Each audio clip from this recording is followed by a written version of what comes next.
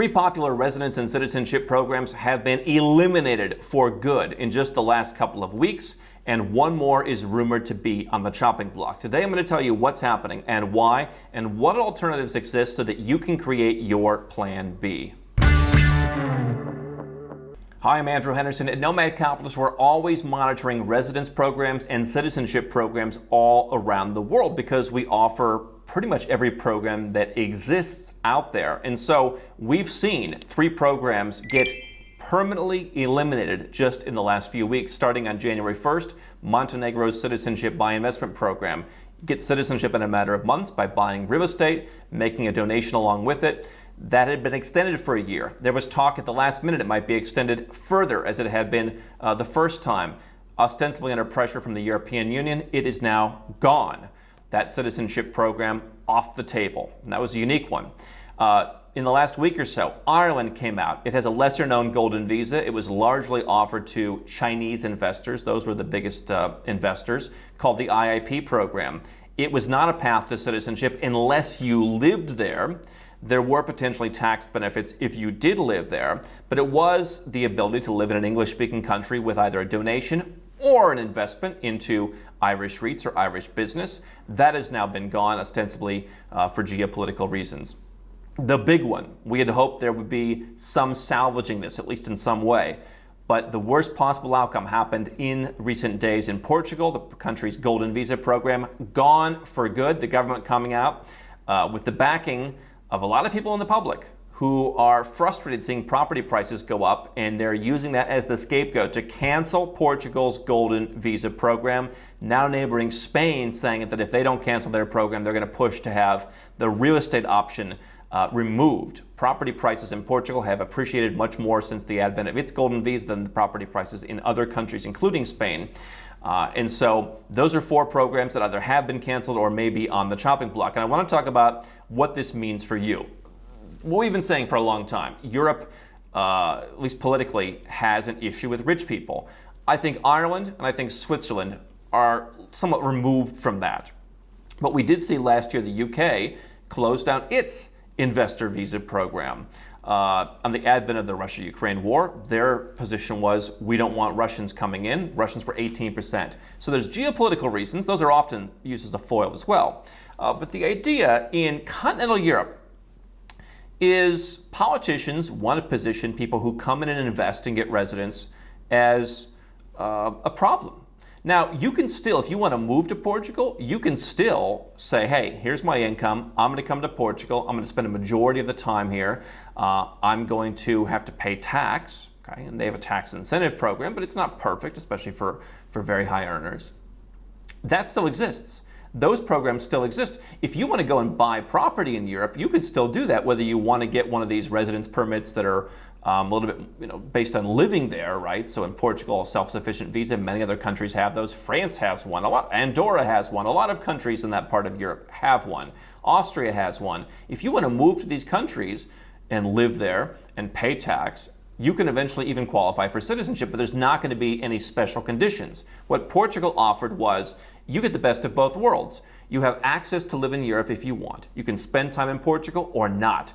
Minimum time required to keep the golden visa active was 7 days. It's basically a summer vacation, but yet you and your entire family could work towards Portuguese citizenship. There was a rather basic language requirement, and yes, we were advising our clients to set up some other connections with the country. Do establish some ties, maybe you give to some charities, maybe you join a gym, maybe you do some things to actually have a connection to the country. You don't just treat it as a citizenship.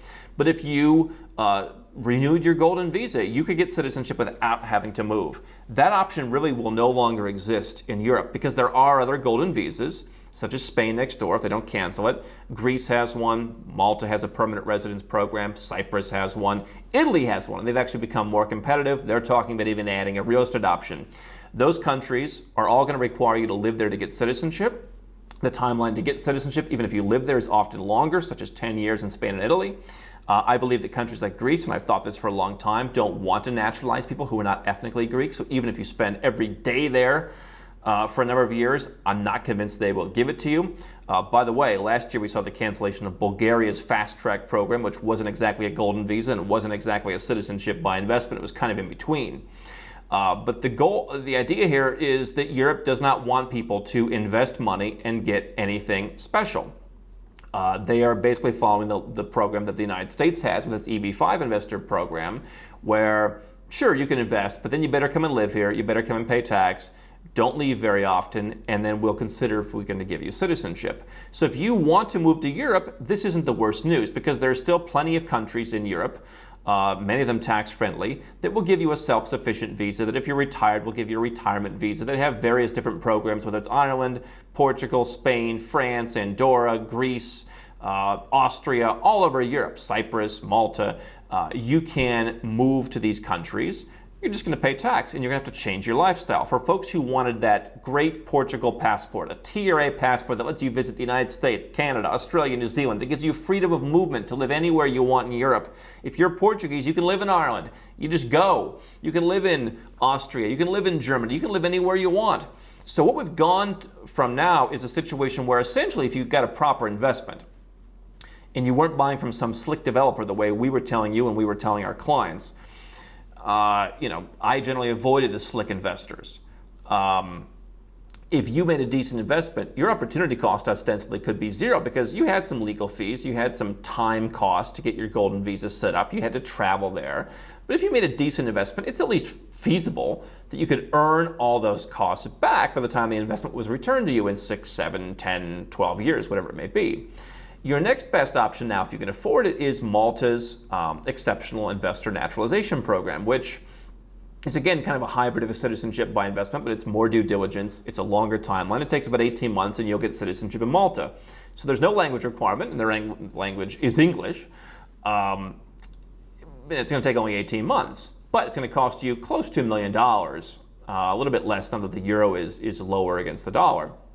But that's your alternative, from almost zero investment cost, but just tying up money in Portugal for a while, to now, sure, give us $1 million and you don't have to wait, and you don't have to learn the language, and you only have to come once, because when you're applying, you just come for several weeks.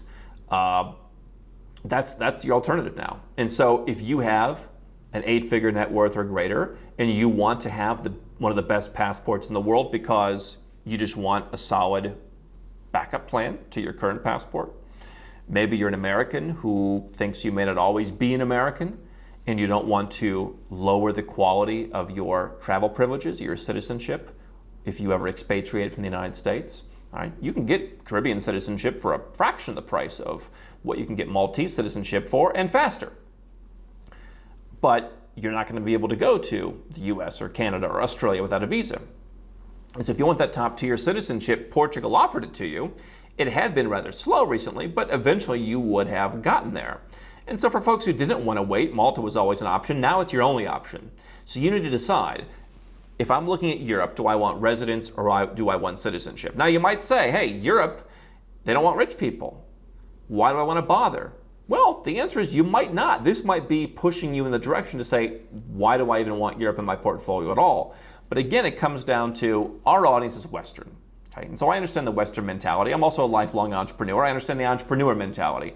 And so people don't want to reduce the quality of what they have. There's this idea that I'm American, and even though I may complain about the United States, we have the best passport. And I think some people would have an ego problem. It would be a blow to their ego to have to travel around the world being Dominican. I've done it. I've built a portfolio of passports. There's not a lot of places in the world that I can't go. And quite frankly, I say, who cares? You have the occasional person that you meet who kind of snickers at you. Great, who cares? If you can afford these programs, who cares?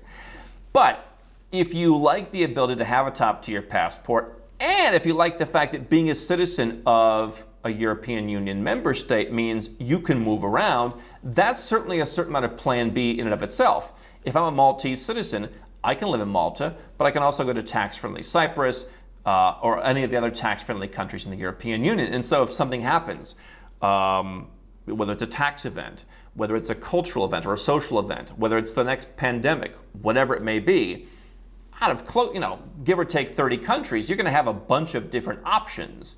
And so you may need fewer residence permits in your portfolio if you can say, hey, well, I'm Maltese and the coolest place to go now is Estonia.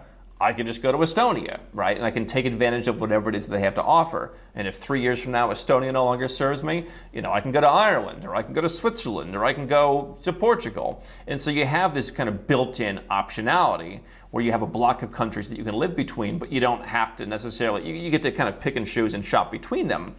The same way that you might pick and choose as an American to move from California to Arizona, or maybe you'd prefer Texas or Florida. And if you don't like Florida, you can move back somewhere else.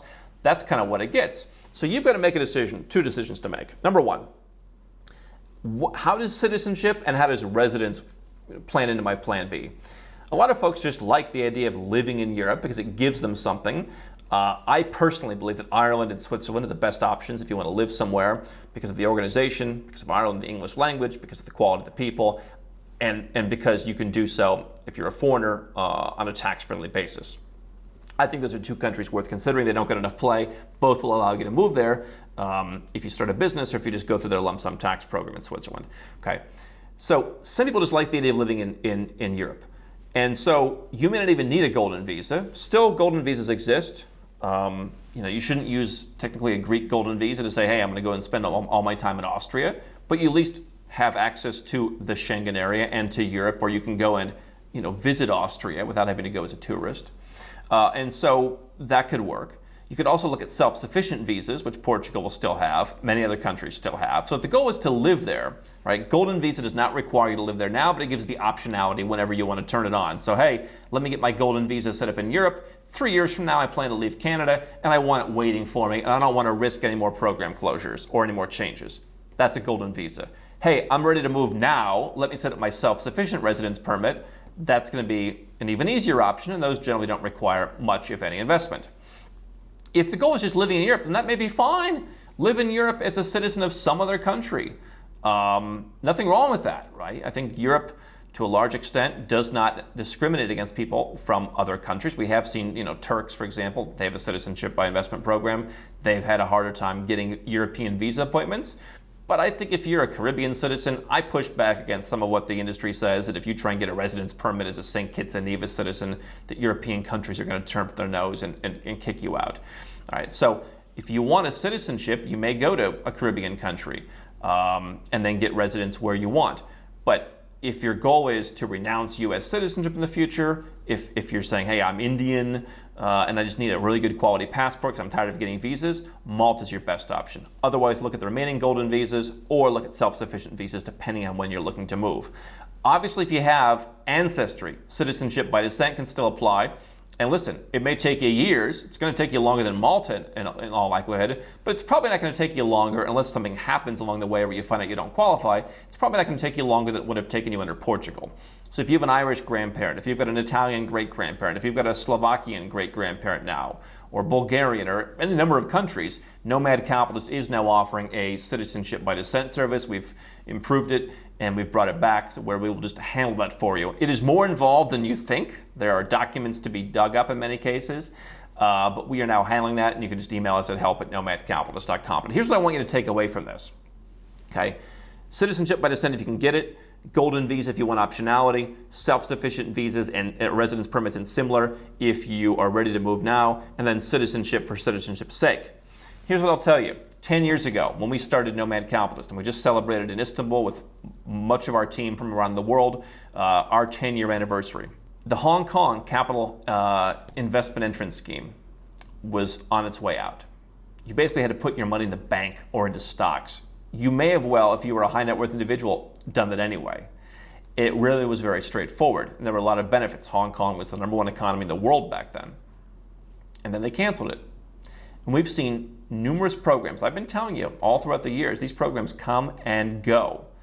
And people want to act. Again, I know Western, I know entrepreneurs, I know that we, at times have an ego, I think we can solve any problem. Portugal doesn't care that you're American. They don't differentiate Americans versus Pakistanis. They don't care. They're closing the program to everybody because they're tired of people coming in through the golden visa. If you got your golden visa, or if you're already in the queue and you're being processed, then you'll be fine. But if you missed another opportunity, you can sit here and say, as Western entrepreneurs in some cases are wont to do, that, I'm sure there'll always be something for me. Or you can realize that a lot of countries around the world are starting to look more inward. They no longer care as much about the money. There's political reasons for that. And you can say, well, then I don't want them. Okay, there's an argument for that. But guess what? They wanted you for many, many years. You chose not to take advantage of it. Right? And so I think it's time to take some inventory of, do you want a plan B or not? Nomad Capitalist helps people build residence and citizenship portfolios. And we'll walk you through, by the way, maybe you don't need citizenship in Malta. If the citizenship in the top tier country is what you need, then that's probably your best option right now. It's going to cost you a lot. It's cost you a heck of a lot more than what it's going to cost a week ago. And so maybe that's the price of waiting. But maybe you don't need citizenship there. Maybe you need 2 other citizenships and you just need a residence permit in Europe. And again, that dictates how long you're willing to spend there. There's so many different programs. Nomad Capitalist works with all of them. We've developed procedures and protocols and SOPs and knowledge base on pretty much every program on earth. Not only in Europe, but in Latin America, in Asia, everywhere except for moving to the US and Australia and New Zealand. We can help you do that, and we have helped folks. And so you're looking for someone now who can help you navigate how many citizenships, how many residences you need, and how your life is going to change. Because some people want to move now. I think that's generally a savvy idea because you never know when the next black swan event's going to happen. You want to be in a place that you feel comfortable and that you trust. But if you're not willing to move now, then that needs to be factored into your plan. What I want you to take away from this is sitting around and doing nothing and thinking these options will always be available has, for the last decade, proven to be a very incorrect strategy. I have citizenships and I have residences that no longer exist. The citizenships, as long as they were obtained correctly and you were honest, will be yours for life. The residences, generally speaking, will be renewed under the conditions in which you got them. You can eventually get citizenship if that's something that country offers. But being grandfathered in has its benefits, and so you need to figure out what it is that you want. Nomad Capitalist is happy to help you. We were not one of these companies that went all in the golden visa and treated it as the ailment for every ill. It had a place in some people's portfolios, and it didn't have a place in other people's portfolios. And so you've got a lot of folks now who are going to be struggling to figure out what they're going to pitch next, when we've been working with well over 100 residence and citizenship programs all over the world from the beginning. And so we'd be happy to help you do that. But what I want you to learn from this is, again, if you want European citizenship for whatever reason, and you're not willing to move, and you're not willing to pay tax, you just went from a 0 opportunity cost to a $1 million opportunity cost practically overnight. Let's make sure we don't make things even more difficult. Contact us at Nomad Capitalist today and figure out how we can make a plan for you that stops you missing out on the remaining good options and maybe helps you take advantage of some options that aren't as well publicized that could be good for you too.